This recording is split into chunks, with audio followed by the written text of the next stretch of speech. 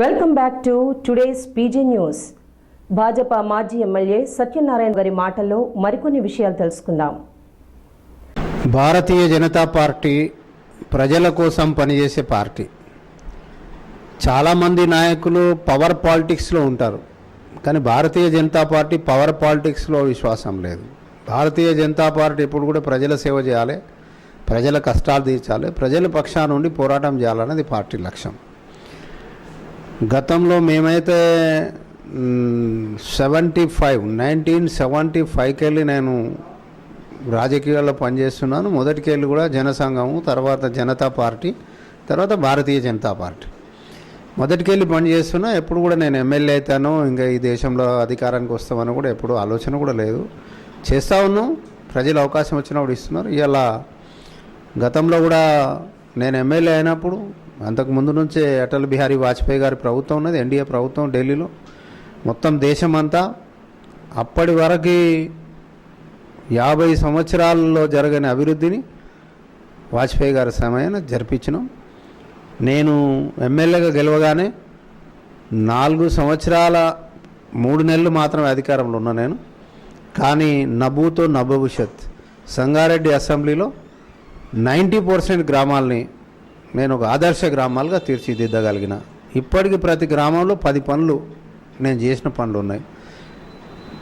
సడకులు కానీ, సీసీ రోడ్లు కానీ, చెక్ డ్యాములు కానీ, స్కూల్ బిల్డింగ్స్ కానీ, మహిళా మండలి బిల్డింగ్స్ కానీ, వాటర్, ముఖ్యంగా డ్రింకింగ్ వాటర్ కోసం పూర్తిగా నేను స్వజలధార పథకాన్ని తీసుకొచ్చి నేను అభివృద్ధి చేసిన. ముఖ్యంగా పటాన్చెరు నుండి లింగంపల్లి నుండి సంగారెడ్డి వరకు ఉన్న రోడ్డు సింగిల్ రోడ్డు ఉండే, చాలా యాక్సిడెంట్లు అవుతుండే, చాలా ప్రాబ్లం ఉండే. నేషనల్ హైవే నెంబర్ 9ని ఢిల్లీకి చాలాసార్లు వెళ్ళి దాన్ని శాంక్షన్ చేయించుకొచ్చినాం. 4 రైళ్ళ రోడ్డుగా చేసినాం. ఇలా చాలా ఈజీగా పోగలుగుతున్నారు. ప్రజల యొక్క భయాన్ని తీసేయగలిగినాం. యాక్సిడెంట్లు లేవు ఇప్పుడు, కంప్లీట్గా ప్రజలు సుఖంగా ఉండే విధంగా.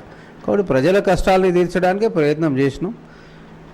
నేను అధికారంకి రాగానే నేను అసెంబ్లీకి వెళ్ళిన మొదటి రోజు అక్కడ ఒక మ్యాగజైన్ వాళ్ళు అడిగారు, ఎట్లా ఫీల్ అవుతున్నారు మీరు, మొదటిసారి వచ్చారు కదా అసెంబ్లీకి అని.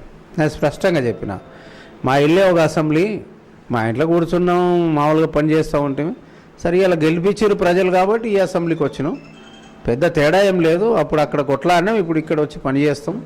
దాన్ని ఒక అధికారం ఇచ్చారు ప్రజలు, సంతకం పెట్టేది, దాన్ని నడిపిస్తాం, ప్రజల పక్షాన్ని నిలబడి పనిచేస్తాం. దేశంలో కూడా ఈరోజు ఎన్డీఏ పరిపాలన వచ్చింది.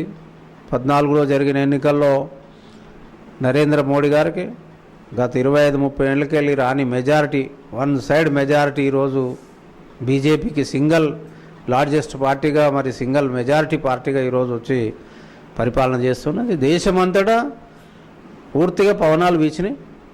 మరి తెలంగాణలోకి వచ్చేసరికి ఇక్కడ తెలంగాణ కోసం పోరాడిన, తెలంగాణ కోసం పెట్టిన పార్టీ ఒకసారి అవకాశం ఇస్తామని టీఆర్ఎస్కి అవకాశం ఇచ్చారు. అది కూడా ఏదో మెనుకమని ఏదో మెజారిటీ కూడా లేకుండా ఇచ్చినారు. భారతీయ జనతా పార్టీకి ఒకటే ఎంపీ సీట్ వచ్చింది, 5 ఎమ్మెల్యే సీట్లు వచ్చినాయి. ప్రజలు ఒకసారి ఉద్యమ పార్టీ కదా అని అవకాశం ఇచ్చినారు. భారతీయ జనతా పార్టీ తప్పకుండా రేపు 2014లో 2019లో తెలంగాణలో అధికారం తప్పకుండా వస్తుందని నేను ఆశిస్తూ ఉన్నాను. ఎందుకంటే ప్రజలు చూస్తూ ఉన్నారు, 2 ఏళ్లల్లో కేసీఆర్ గారి ప్రభుత్వం ఇచ్చిన ఏ ఒక్క హామీని కూడా నిలబెట్టుకోలేకపోయింది. ప్రతిరోజు కొత్త స్కీమ్స్ చెప్తాడు ఆయన. ఎందుకంటే ప్రజలకు ఆశ పెట్టడం తప్ప తీర్చడం ఏం లేదు. ఆశ పెడతా ఉన్నాడు, రోజుకొకటి. ఇంకా అవే ఉద్యమకాలపు మాటలే మాట్లాడుతున్నాడు. ప్రజలకి ఇది చేసినా అని చెప్పడానికి లేదు. ఇది చేస్తా, అది చేస్తా, అట్లా చేస్తా, ఇట్లా చేస్తా, మళ్ళీ ఏమన్నంటే ఈరోజు కూడా మిగతా పార్టీల మీద మాట్లాడుతూ ఉంటాడు ఆయన. ముఖ్యంగా రాజకీయాన్ని భ్రష్టు పట్టిస్తూ ఉన్నారు. ప్రజలు ఒక విశ్వాసం లేకుండా చేస్తూ ఉన్నారు. ఎమ్మెల్సీలు పోటీ చేస్తే పోటీ చేసిన వాళ్ళని కొనేసి ఇనానిమస్ చేసుకుంటున్నారు. అక్కడ ఓటుకి హక్కే లేకుండా కౌన్సిలర్ పోటీ చేస్తే వాళ్ళని ఇనానిమస్ చేసుకుంటున్నారు. ఇట్లా డబ్బు రాజకీయం, అధికార రాజకీయం చేసుకుంటా మరి ఇట్లా చేయడం ఏదైతుందో ప్రజలు దీన్ని ఒప్పుకోరు. ప్రజాస్వామ్యం ఇది, ప్రజలందరికీ ఓటేసి అధికారం రావాలి, ప్రజలందరికీ భాగస్వామ్యం చేయాలి. కానీ ఈయన చేస్తలేడు. ఈయన లెక్క అంతా కూడా ఏమంటే నాది, నేను, నా రాజ్యము, నా గవర్నమెంట్, నా ప్రభుత్వం అనే లెక్కన పోతున్నాడు. ఇది ఆయన ప్రభుత్వం కాదు, ప్రజాప్రభుత్వం. ఇది ఒక అవకాశం ఇచ్చారు, ప్రజాస్వామ్యాన్ని కాపాడమని ఇచ్చారు, కానీ ఖూనీ చేస్తూ ఉన్నారు. ప్రజాస్వామ్యంలో ప్రతి మనిషికి కొన్ని వీక్ పాయింట్స్ ఉంటాయి. వీక్ పాయింట్ని గుర్తించాలి, దాని మీద నొక్కాలి. పవర్ని మిస్యూజ్ చేసి, డబ్బుని, అధికారాన్ని రెండింటిని కూడా మిస్యూజ్ చేసి ఈరోజు వేరే పార్టీల ఎమ్మెల్యేలను ప్రలోభాలకు గురి చేస్తూ ఉన్నారు. అట్లా టీడీపీ పూర్తిగా కనుమరుగైపోయింది. కాంగ్రెస్ వాళ్ళని కూడా వేసేస్తూ ఉన్నారు. మరి వైఎస్ఆర్సీపీ కూడా క్లోజ్ అయిపోయింది. పార్టీలే విలీనమైపోతూ ఉన్నాయి. మరి ఇలా భారతీయ జనతా పార్టీ తెలంగాణ కోసం మొదటికెళ్ళి ఉద్యమించింది. కేసీఆర్ గారు తెలుగుదేశంలో ఉండి తెలంగాణకు వ్యతిరేకంగా మాట్లాడిన రోజు భారతీయ జనతా పార్టీ తెలంగాణ కోసం ఉద్యమించింది. కాబట్టి మొదటికెళ్ళి తెలంగాణ కోసం భారతీయ జనతా పార్టీ ఉద్యమించిన పార్టీ. తెలంగాణ ఉద్యమంలో కూడా అగ్రభాగాన ఉండి జేఏసీలో భాగస్వామ్యం ఉండి పొలిటికల్ జేఏసీలో నంబర్ 1 పార్టీగా ఉండి పోరాటం చేసినాం. గల్లీ నుంచి ఢిల్లీ వరకు అనేక ఉద్యమాలు చేసినాం. దెబ్బలు తిన్నాం, లాఠీ దెబ్బలు తిన్నాం, జైళ్ళ పాలైనాం. ఇలా కేసులు ఉన్నాయి, ఇంకా మా మీద కేసులు ఉన్నాయి.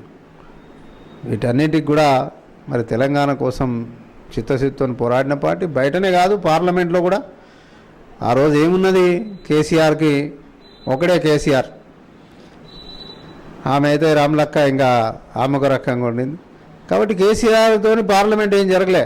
పార్లమెంట్లో భారతీయ జనతా పార్టీ కాంగ్రెస్ తర్వాత పెద్ద పార్టీగా ప్రతిపక్ష పార్టీగా ఉండి సుష్మా స్వరాజ్ గారు, రాజ్నాథ్ సింగ్ గారు, అద్వానీ గారు, అనేక మంది నాయకులు, వెంకయ్య నాయుడు గారు, వీళ్ళందరూ కూడా తెలంగాణ కట్టుబడి ఉన్న పార్టీగా బీజేపీని మరి పార్లమెంట్లో కానీ రాజ్యసభలో కానీ, ముఖ్యంగా రాజ్యసభది అయితే నేను లైవ్ చూసిన. పార్లమెంట్ది అయితే అదంతా మిరపపొడి జల్లి అది జల్లి ఇంత చీకటి అయిపోయింది, అది సరిగ్గా చూపించలే. కానీ రాజ్యసభలో అయితే స్పష్టంగా ఉన్నది. రాజ్యసభలో బీజేపీ దాన్ని బిల్లు పాస్ చేయడానికి పూర్తిగా నడుము గట్టి ముందున్నది. వెంకయ్య నాయుడు గారు అయితే స్పష్టంగా మాట్లాడిన రోజు. కాబట్టి బీజేపీ తెలంగాణని బయట ఇంట పార్లమెంట్లో కొట్లాడి ఇప్పించిన పార్టీ. కాబట్టి ఇలా మరి నరేంద్ర మోడీ గారు కూడా ఈ 2 ఏళ్లలో చాలా పనులు చేస్తూ ఉన్నాడు. బీద ప్రజల కోసం జన్ధన్ యోజన అంటే బ్యాంకులలో గరీబ్ వాళ్ళందరూ కూడా పాల్గొనాలి, అందరూ కూడా బ్యాంకులలో మెంబర్స్ కావాలని. అంతేకాదు ఇన్సూరెన్స్ స్కీమ్లు. ఇంతకుముందు ఎవరైనా చనిపోతే 5,000 ఇచ్చారు, 10,000 ఇచ్చారని. ఇవాళ ఎవరు ఎట్లా చచ్చిపోయినా ₹1,00,000 అలా కుటుంబానికి ఇవ్వాలి. అట్లా అని ₹12 బీమా. ₹12 కడితే ఒక ఛాయ్ పైసలు కాదు, ₹12 కడితే ₹2,00,000 ఆ కుటుంబానికి లాభం వచ్చేదానికి. అట్లా అనేక రకాలుగా ఇవాళ ముద్రా బ్యాంక్ తీసుకొచ్చిండు. గరీబులకు ఒక బ్యాంకే స్టార్ట్ చేసిండు ఆయన. ఇంతదాకా బ్యాంకులు అంటే ఉన్నోళ్ళకి, కోటీశ్వరులకి 1,000 కోట్లు, 1,00,000 కోట్లు ప్రభుత్వాన్ని మూస్తారు, బ్యాంకులను మూస్తారు, వాళ్ళ కోసం పెట్టిన అన్నారు. కానీ ఇలా ముద్రా బ్యాంక్ అనేది ఓన్లీ బీదోళ్ళ కోసం పెట్టి ఇలా ఎస్సీ, ఎస్టీ, మైనారిటీ, బీసీ, మహిళా, యువకుల కోసం స్టార్టరప్ విషయాన్ని తీసుకున్నాడు. అట్లా అనేక రంగాల్లో ఇవాళ మరి భారతదేశాన్ని ముందుకు తీసుకుపోతున్నాడు. ముఖ్యంగా రైతులకి ఇలా పంటల బీమా పథకాన్ని ప్రవేశపెట్టింది. ఇది ప్రవేశపెట్టింది అటల్ బిహారీ వాజ్పేయి గారు. అయితే 10 ఏళ్ళు కాంగ్రెస్ పార్టీ దాన్ని మూలకు పడేసింది. మళ్ళీ ఇవాళ నరేంద్ర మోడీ గారు వచ్చి మరి ఏదైతే రైతులకి ఏది అవసరమో ఆ పని చేస్తాము. అట్లే కాదు, వాళ్ళ పండించిన పంటను భారతదేశంలో ఎక్కడన్నా అమ్ముకునే రైట్స్ వాళ్ళకి ఇచ్చేసింది. ఇవాళ మళ్ళీ ఈ మార్కెటింగ్ చేస్తూ ఉన్నాడు. ఇక్కడ నుంచి నువ్వు వైజాగ్లో, ఇక్కడ నుంచి నువ్వు కలకత్తాలో ఉన్నటువంటి మార్కెట్ కూడా అనుసంధానం అయ్యి రేటు తెలుసుకొని అక్కడ వాళ్ళకి కూడా ఇక్కడ అమ్మొచ్చు, ఇక్కడ వాళ్ళు అక్కడ అమ్మొచ్చు. ఈ రకంగా పూర్తిగా రైతులకి స్వేచ్ఛ ఇచ్చడానికి ప్రయత్నం. ల్యాండ్ ఏదైతే వాటిని చెక్ చేయడం, నమూనా చెక్ చేసి వాళ్ళకి హెల్త్ కార్డులు, భూ హెల్త్ కార్డులు, ల్యాండ్ హెల్త్ కార్డులు కూడా ఇచ్చి దాని ద్వారా రైతులను ఆదుకోవాలని ఒక లక్ష్యం. రైతులకి అనేక రకాలుగా కార్యక్రమాలు తీసుకొని వస్తున్నాయి. ఇట్లాగే మన దేశం బాగుపడాలంటే ఉద్యోగాలు రావాలి. మన యువత ఖాళీగా ఉంటూ ఉద్యోగాలు రావాలి. అందరు ఉద్యోగాలు చేసుకోవాలంటే మరి ఇండస్ట్రీ పెట్టాలి, డబ్బులు కావాలి. దానికోసం ప్రతి దేశానికి వెళ్ళి ప్రపంచంలో ఉన్న ఇన్ని దేశాలని ఏ ప్రధానమంత్రి ఇంత షార్ట్ టైంలో తిరగలే. అన్నీ తిరిగిండు. ఎక్కడికి పోతే అక్కడ మరి లక్షల కోట్ల రూపాయలు తీసుకొచ్చి మన భారతదేశాన్ని ఇండస్ట్రియల్గా డెవలప్ చేయడానికి అనేక రంగాల్లో మనం ప్రపంచంలో అగ్రదేశంగా తయారు చేయడానికి ముందుకెళ్తున్నాం.